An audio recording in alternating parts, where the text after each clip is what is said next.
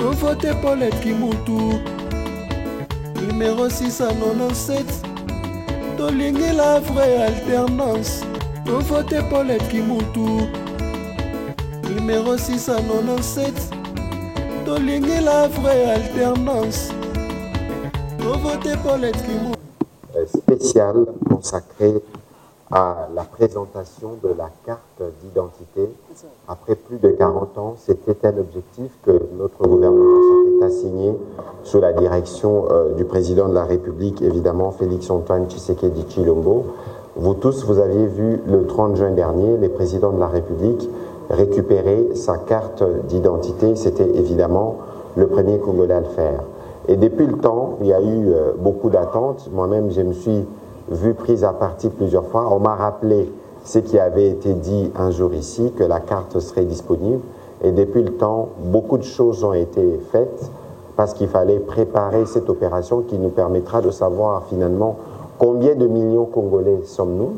Et aujourd'hui, nous sommes fiers de venir devant toute la nation et à travers vous les médias, de présenter cette carte d'identité. Moi qui vous parle, ce matin, j'ai eu le privilège d'être un peu parmi le premier qui en sont bénéficiaires.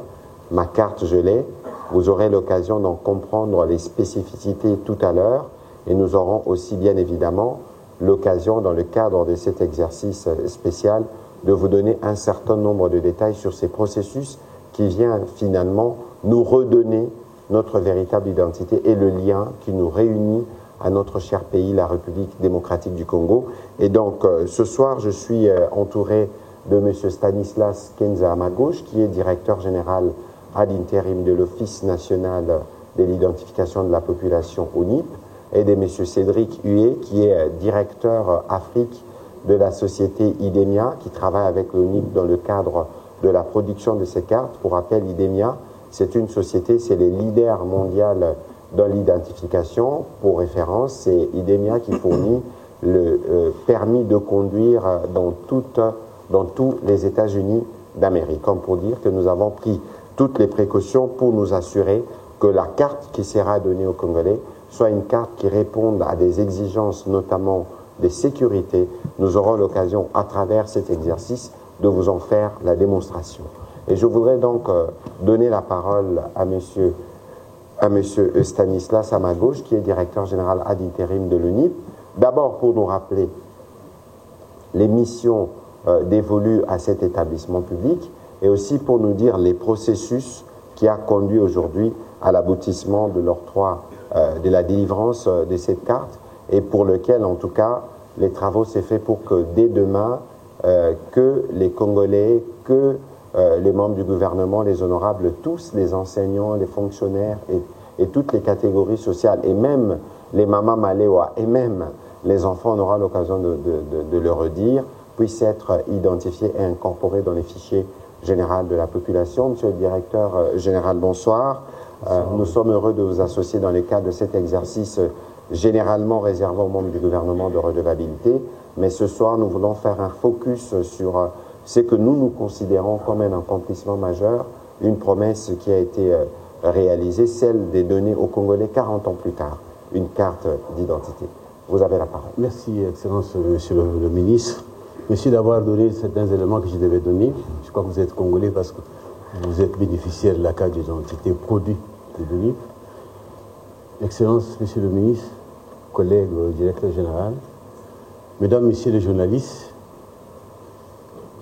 je tiens à vous remercier au nom de l'Office et au nom propre pour l'occasion que vous me donnez d'informer les Congolais sur l'évolution du processus d'identification de la délivrance de la carte d'identité.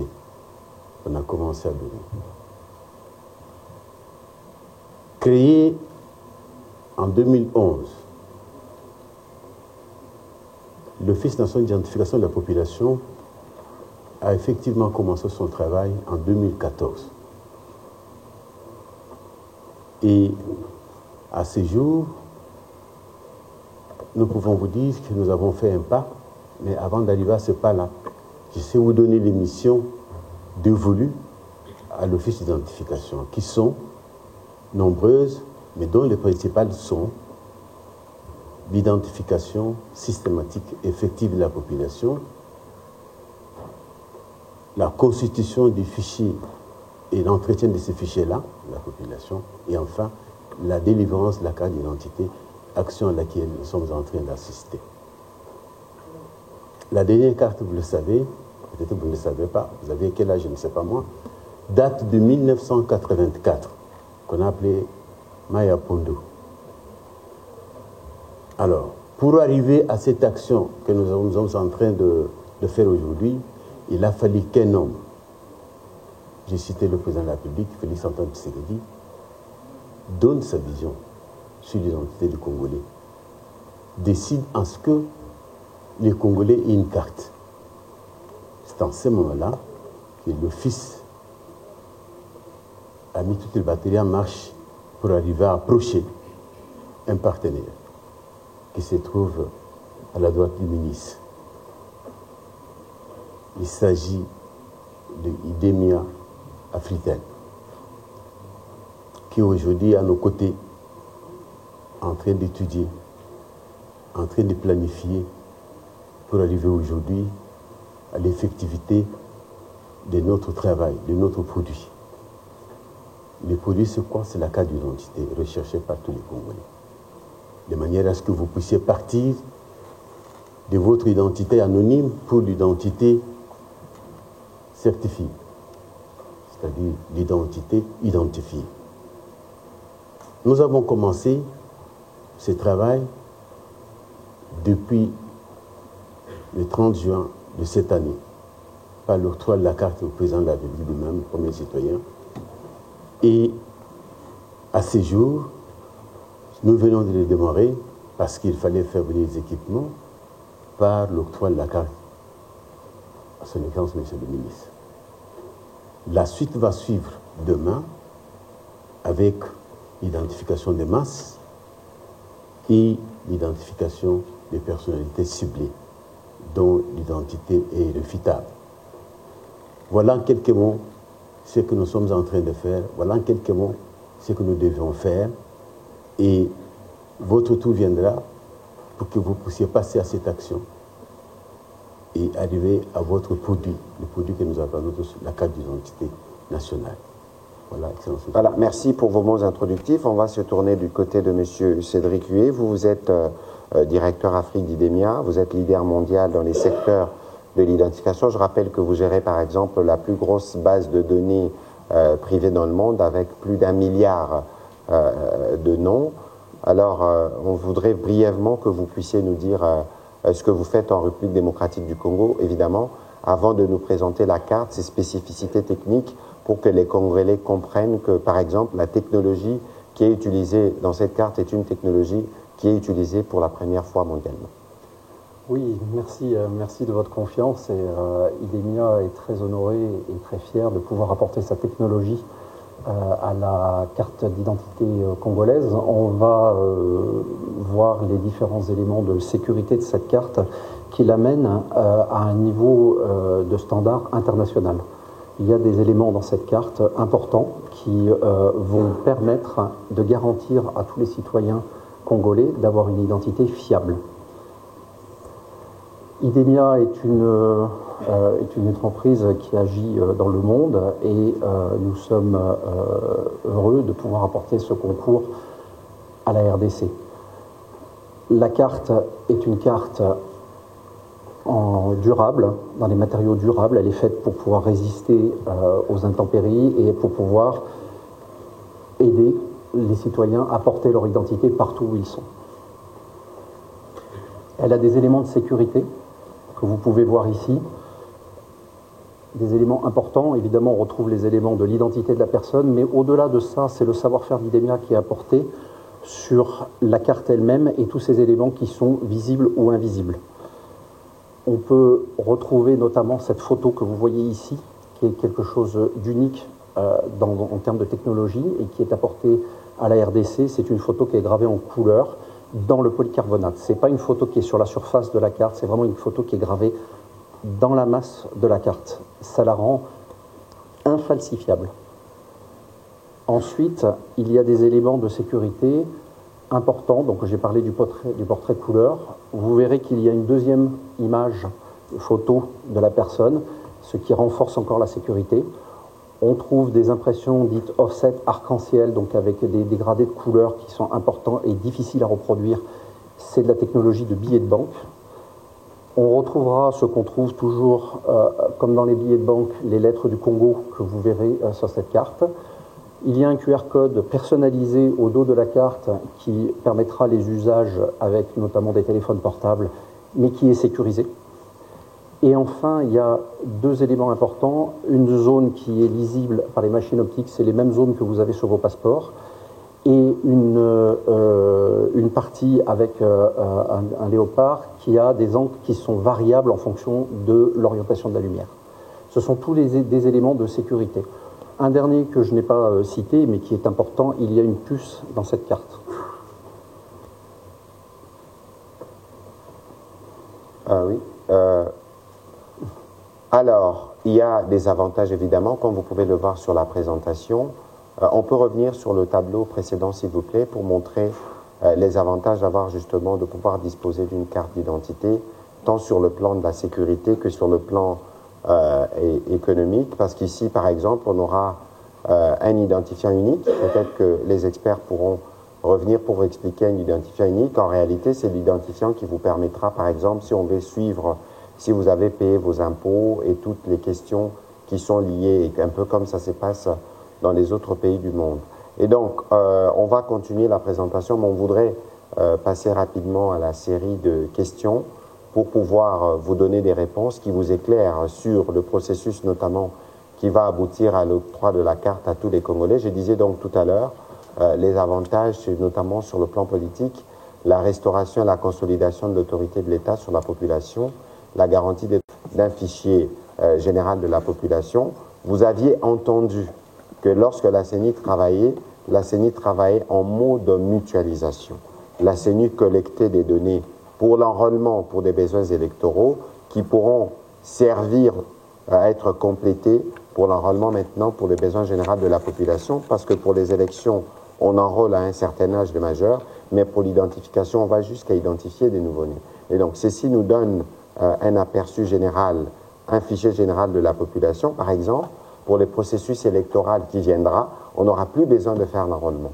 On pourra progressivement commencer à extraire la population, on fera des économies de l'ordre de 400 ou 500 millions de dollars. Et donc, il y a un document, évidemment, qui vous sera offert à la fin de cet exercice, parce que nous voulons que vous puissiez vous approprier et comprendre les conséquences ou ce qui va changer avec l'arrivée de cette carte d'identité. Comme ça, nous sommes sûrs que tous les Congolais, où qu'ils se trouvent, disposeront de ces précieux sésames avec un numéro qui sera géré par l'Office national de l'identification de la population, et nous pourrons être sûrs que nous tous, on est Congolais, on sait les prouver, et plus d'attestation, de perte de pièces, etc., comme ça l'était. Évidemment, la carte que vous voyez, c'est un prototype, un spécimen, et que le nom et le reste, c'est peut-être pas quelqu'un qui existe. Il ne faudrait pas considérer qu'on a exprimé des questions pour plus d'éclairage. On commence par Madame Kitita Rachel. Pour la parole, je commence par la question de l'identification nationale.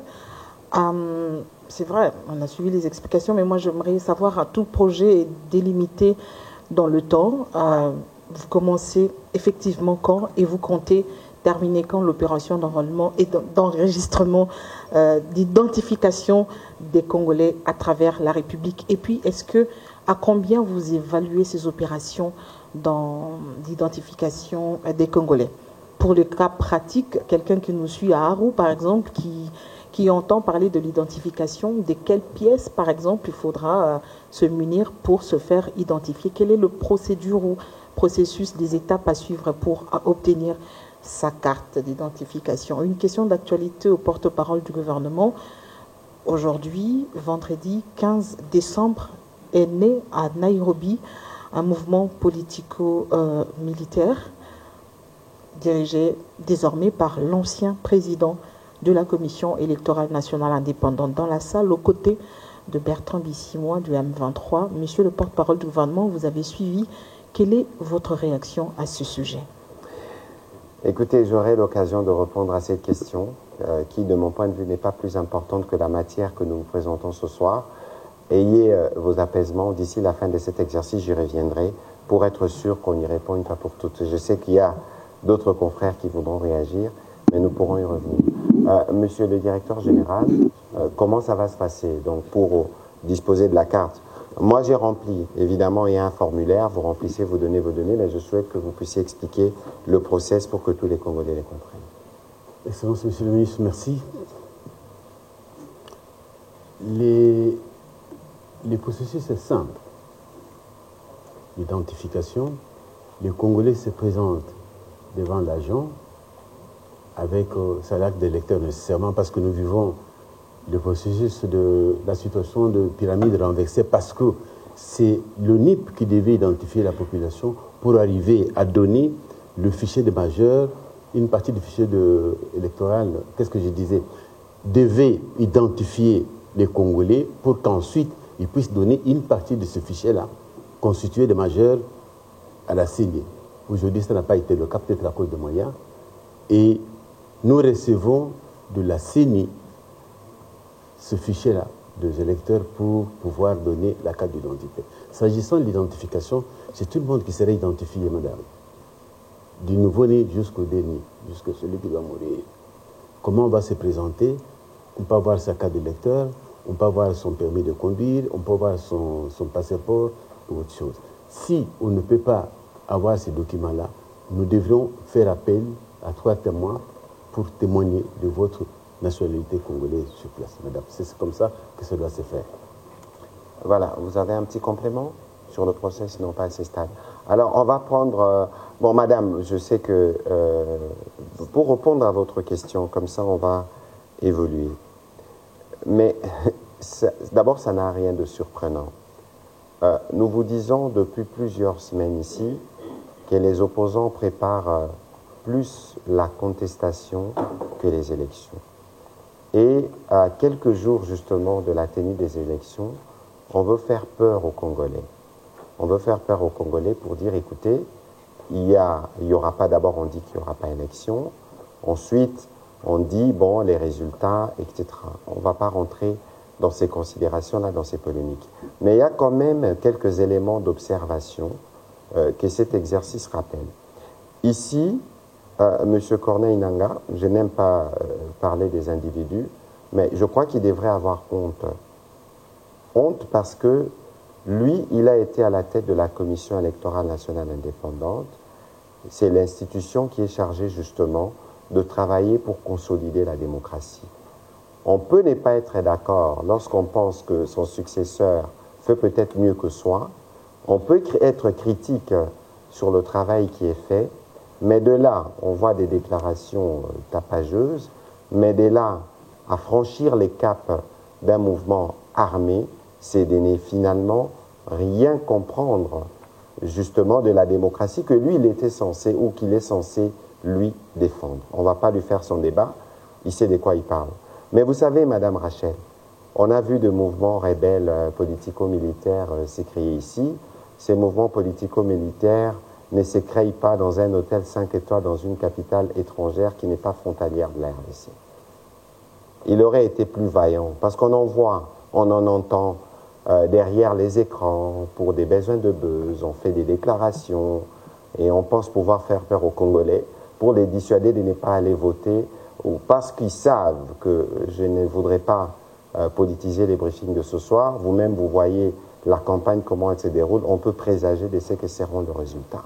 Et donc, c'est une forme, à mon avis, je ne dirais pas de lâcheté, mais écoutez, il aurait été peut-être plus vaillant alors en disant, à partir de tel coin, je fais cette déclaration. Bon, on va continuer. Et c'est tellement grave ce qui s'est passé que nous, ici, nous vous disions qu'ils sont ensemble contre la République. Moi, je voudrais ce soir, je sais que M. Moïse Katumbi, qui est candidat qui nous suit, s'exprime publiquement sur cette question. Sinon, nous allons conclure. Vous avez vu que lorsque M. Katumbi a commencé sa tournée en province orientale, vous avez vu M. Nangaa lui souhaiter la bienvenue et dire de lui tous les biens qu'il a dit. Donc aujourd'hui, comme nous pensons qu'il y a un complot contre la République qui part du Rwanda, avec évidemment les terroristes du M23 et qui s'y trouvent des alliés, notamment M. Corneille Nangaa, qui ne s'est pas gêné de s'afficher avec quelqu'un qui est réputé terroriste et qui a dit publiquement son soutien à un candidat qui s'appelle Moïse Katumbi, et pour qui vous savez que sa campagne est battue est faite par des trolls rwandais ou par les Rwandais, ils battent sa campagne sur les réseaux sociaux. Dans d'autres cadres, on en fera la démonstration. Et vous savez que M. Salomon, qui est très proche de Moïse Katumbi, a été interpellé, évidemment parce qu'il y a des liens étroits qui ont été établis avec les Rwandais. Il y a un besoin, parce que nous je considère que M. Moïse Katumbi est un démocrate, il y a un besoin pour lui de se désolidariser publiquement de la démarche qu'a commencé M. Corneille Nangaa, même s'il n'a pas cité ses alliés, mais on peut présager, au regard de faits que je viens de relever ici, qui travaillent en synergie. Si ce n'est pas le cas, il faut qu'ils les disent publiquement. Auquel cas, nous allons considérer qu'ils sont effectivement ensemble contre la République.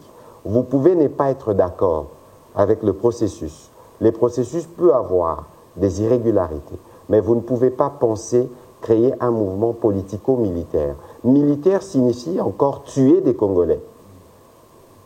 Est-ce que les Congolais ne sont pas déjà assez morts pour que quelqu'un qui était censé, lui, être, ou qui a été à un moment donné au cœur d'un exercice démocratique d'une commission électorale, puisse être celui qui veut la mort des Congolais? Parce que lorsque vous dites politico-militaire, ça veut dire que vous devenez rebelle, ça veut dire sûrement que peut-être demain il sera incorporé dans les rangs du M23, ça veut dire qu'ils sont responsables, il deviendra de ces faits responsable des massacres qui sont commis sur des populations. Est-ce que de cette manière-là, qu'on peut jouer un rôle de régulation ou de sauveur, parce qu'on pense peut-être qu'on s'est réinvesti de pouvoir surnaturel pour venir sauver les Congolais qui seraient dans une forme d'enfer, entre guillemets, passez mon expression.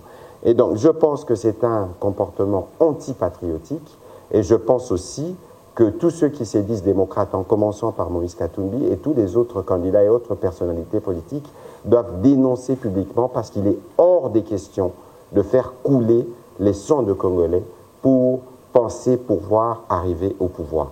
Et d'ailleurs, je pense que cet acte aura des conséquences. Aura des conséquences parce que le Kenya, par exemple...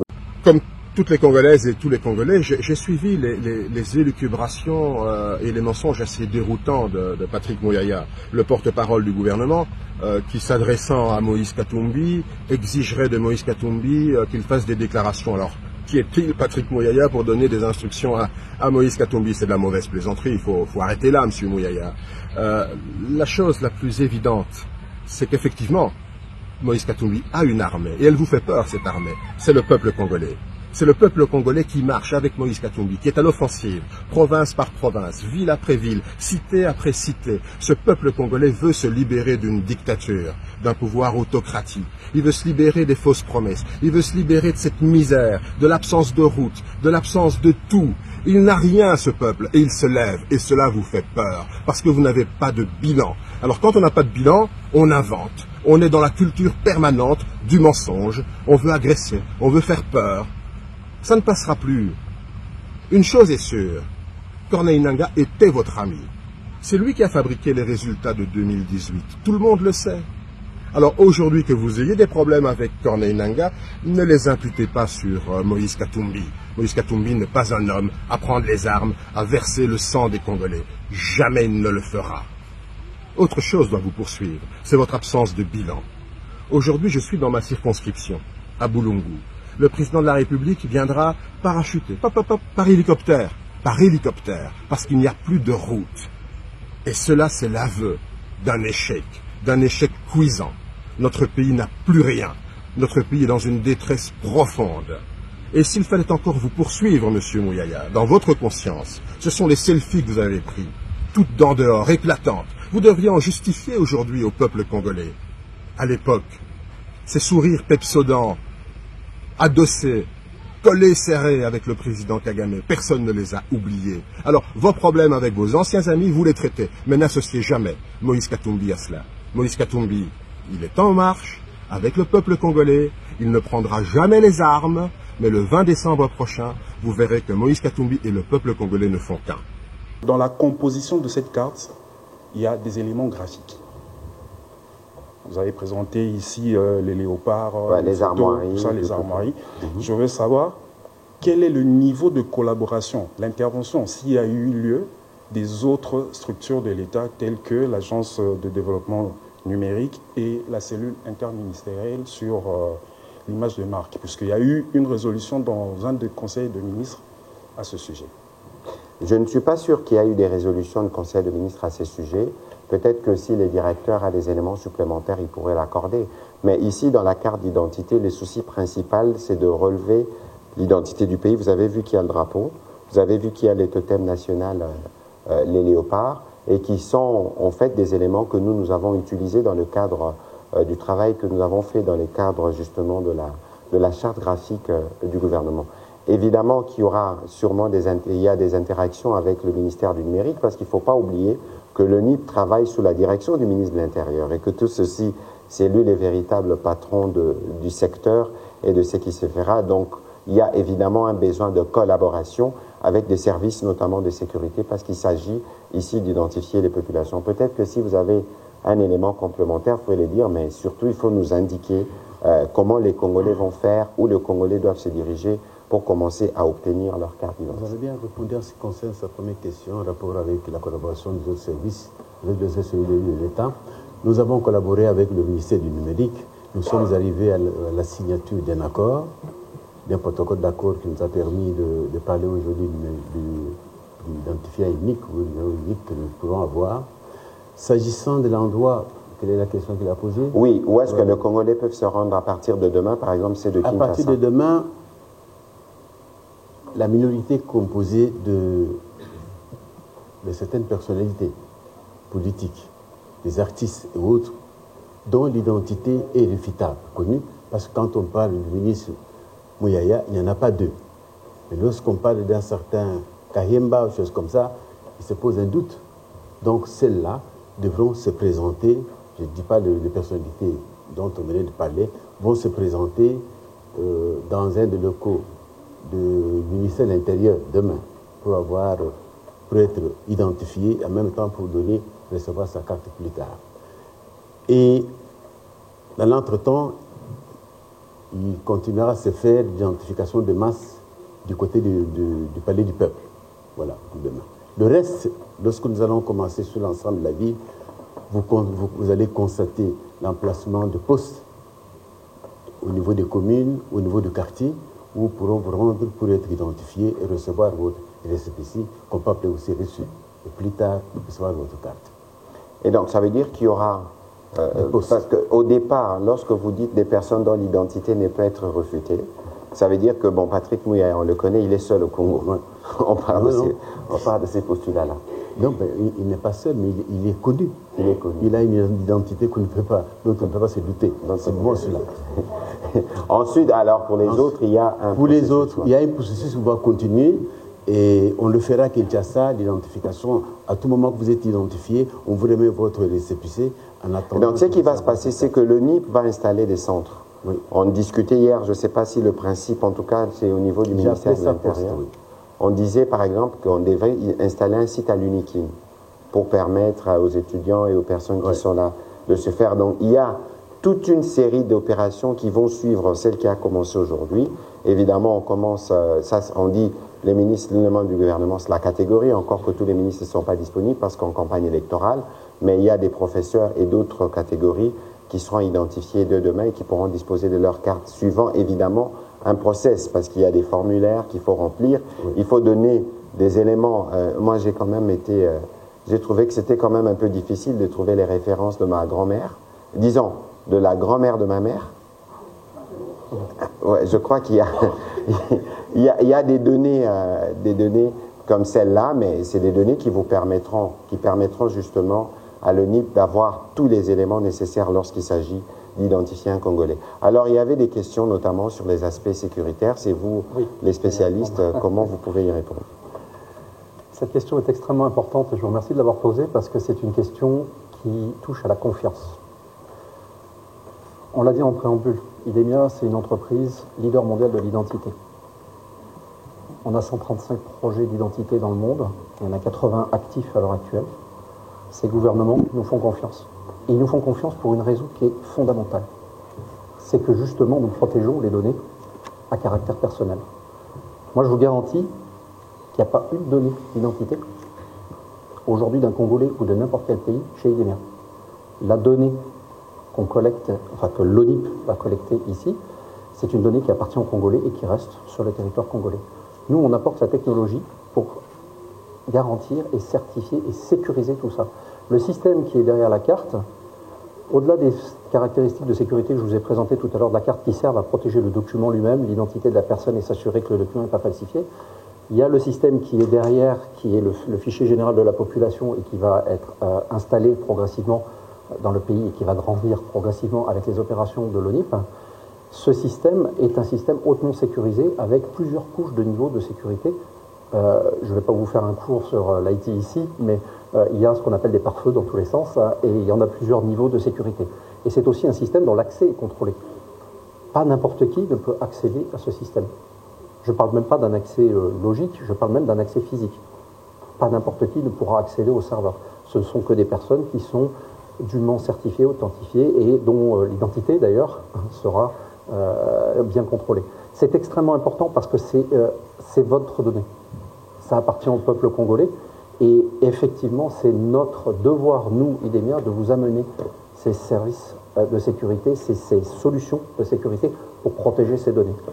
Donc il n'y a pas de données en clair, il n'y a jamais de données qui circulent en clair et il n'y a jamais de données qui circulent sur Internet. Ce sont des systèmes qui sont protégés. Pour répondre à une question que vous pourriez vous poser, si on doit faire la maintenance de ce système, ce seront évidemment des niveaux de maintenance. Il y a différents niveaux de maintenance et nos ingénieurs ne peuvent pas accéder aux données. On peut piloter des ingénieurs du Congo pour faire les premiers niveaux de maintenance. On peut intervenir sur site en garantissant que nous n'aurons pas accès aux données et on ne peut pas accéder à distance aux données du système. C'est-à-dire que votre système n'est pas accessible depuis IDEMIA. Allez-y rapidement. D'accord. Et il y a une différence, bien sûr, qu'il y a un dénominateur commun de recensement. Au ministère du Plan, on fait ce qu'on appelle le recensement scientifique. Venez dans votre maison, on dit il y a combien de gens, 10 personnes, on passe. Tandis qu'au niveau de chez nous, on fait ce qu'on appelle l'identification, le recensement administratif. On arrive, on dit vous êtes autant, c'est M. Moulumba, et vous avez combien d'enfants, vous avez quel âge, on descend, et tout le monde doit décliner son identité. Voilà la différence avec le plan. Le service dont vous parlez, c'est le bureau central, je pense, de recensement au niveau du ministère du Plan. Voilà. Ben, parce qu'il y a toujours une petite confusion sur le sujet. Est-ce que vous êtes sûr d'avoir compris? Ok, heureusement, parce qu'il y a toujours... il y a plusieurs types de recensement. C'est plus la population qui doit mieux comprendre. Moi, je comprends. Ah, heureusement. Non, il dit que c'est plus la population qui doit bien comprendre. Mais c'est des petites nuances. Ce qu'on appelle enrôlement, c'est un recensement pour de fin électorale où on dit il faut partir à partir de tel âge, on le fait. Ce que nous faisons dans le cas du fichier électoral, c'est un recensement administratif qui permet d'aller dans les détails. Ouais. Et ce qu'on fait au niveau du ministère du Plan, c'est un recensement scientifique. Qui signifie on arrive, on vous demande, M. Moulaya, c'est tout, et c'est fini, on passe, on n'a pas besoin de connaître si vous avez une femme, vous avez ceci, on passe à la femme. Vous êtes combien ici? Vous êtes 5 dans la famille, on passe. On n'a pas besoin de connaître les détails sur chaque personne. Sur cette personne, voilà. Je pense que cela a été bien expliqué. Alors, il y avait des questions, des aspects qui vous concernent. Il y avait des aspects qui me concernent, mais pas complètement. Donc, je vais répondre à une partie de la question et je laisserai Monsieur le directeur de l'ONIP répondre à l'autre partie. La partie concernant les matériels, bien évidemment qu'il y a tout ça est fait avec un plan. IDEMIA apporte sa capacité. Nous apportons les matériels et la capacité. Nous avons la capacité d'apporter tous ces matériels. Après, il y a un plan stratégique de comment on adresse le pays. Et ça, c'est la responsabilité et c'est le plan du directeur de l'ONIP. Ouais, comment ça va se déployer? Parce qu'il y a une question qu'il a posée. Est-ce qu'on dispose de suffisamment de matériel pour identifier les Congolais dans tout le pays? Je pense qu'à cette question-là, c'est M. le directeur général qui devait répondre pour savoir combien d'équipements ils ont et ils doivent être déployés dans combien de temps. Pour nous, nous nous sommes adressés au leader mondial. dont les équipements sont sur place et d'autres sont à la douane, et etc. Donc nous devons l'avoir. D'ici là, nous devons les déployer. De toute évidence, le pays il est grand. L'enjeu, c'est d'arriver à identifier des dizaines de millions de Congolais. Parce que nous disons qu'on est 100 millions. Mais grâce à l'identification, c'est là qu'on saura si on est 99 millions ou si on est 100 millions. Excellence, monsieur le ministre, comment moi, qui vais pour identifier les gens, je peux donner le chiffre des gens? C'est autant rester. Parce que nous voulons identifier. Or, le but de l'identification, c'est de connaître le nombre de Congolais. Comment je peux dire il y a 100 millions ou 120? Non. Pour moi, je sais que...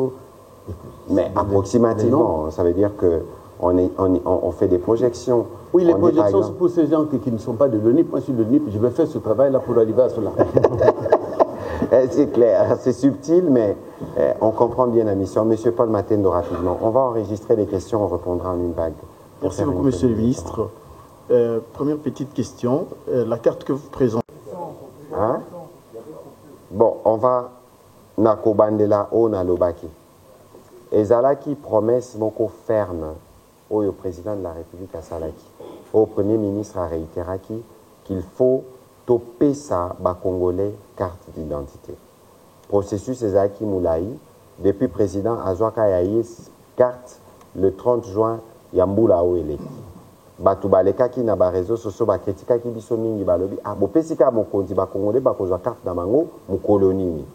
Musala ezalaki ko salama na niveau il y a office nabiso de l'identification de la population tobengara ONIP na partenaire na bango idenia o aza leader mondial na makambo etali ba carte po bango nde basala ka ba permis notre tobengara ba permis de conduire na États-Unis d'Amérique mobimba yango biso na tawana bazaki komi lengela parce qu'il faut qu'on mette ma machine, il faut qu'on sala ba formation ou et qu'on sala que l'herbe ko banda processus pour processus à identification l'air au bande ko silate.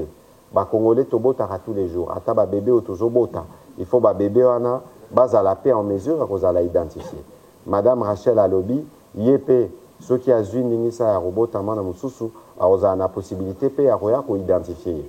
Et là kisike Musala Oyo, président de la République à Lobaki, l'herbiso tolobara président Fachi Fondation, les lots créés to sali fondation ko sala que Congolais a s'identifier comme Congolais. Depuis tokola tozaka na ba attestation de perte de pièces, ba pièces oya mususu tikala kozala nangote. Kasi ya turoyo to komi na carte d'identité, to kozala na fichier général de la population. Et kozala lisute ba enrôlement de to monde araba enrôlement salamina seigneur ils ont coûté cher parce qu'à partir il y a fichier wana to koki ko banda kolongo la ba koki si 18 ans parce que kozala neti moyen moko pona ko contrôler évolution à population. Ba o bazo kufa bazo biba, ba o bazo botama bazo kota. Donc oyo eza fondation ya motuya oyo président de la République na gouvernement ya biso ba warrior t'opposé na makambo etali identification. Ministère et intérieur et copé sa ba communication nenge processus e ko banda ko salema pona ba Congolais nyonso bisika nyonso bazali bazwa ya bango pe carte. Je rappelle pour terminer que la carte ici a été conçue avec toutes les normes de sécurité modernes. Qualité irréprochable, je pourrais vous le donner pour le toucher. Sécurité maximale, fiabilité garantie, moderne selon les normes internationales et compatible aux nouvelles technologies. Yasuka, la carte ESA, il y a Ofele. Okofute la yango mbongote. La carte, elle est gratuite et c'est sur décision du président de la République. Les coûts liés à la production sera pris en charge par le gouvernement. Wanabatu, il faut pas comprendre, on a Kimia. Je vais terminer cet exercice, Madame Rachel, parce que c'est vous qui m'avez posé la question en début. Il ne faut pas que les Congolais aient peur d'aucune manière. Tous ceux qui vont s'aventurer à perturber l'ordre public retrouveront en face de l'État. On ne peut pas intimider les Congolais, comme disaient certains, à la veille des élections. Vous avez suivi, la campagne électorale se déroule dans la sérénité. Nous étions ici, on disait de certains candidats qui seraient exclus. Mais vous avez vu que tous ceux qui ont été candidats ont été retenus, ont été confirmés par la Cour. Vous avez vu aussi que pendant 3 semaines, et bien plus aujourd'hui, que la campagne électorale s'est déroulée dans la sérénité. Ceux qui devaient voyager ont voyagé. Ceux qui devaient aller à tel endroit s'y sont rendus. Il y a des gens qui prédisaient la violence, qui pensaient qu'on aura un processus électoral où les Congolais vont se dégirer. Vous avez vu, en dehors du drame,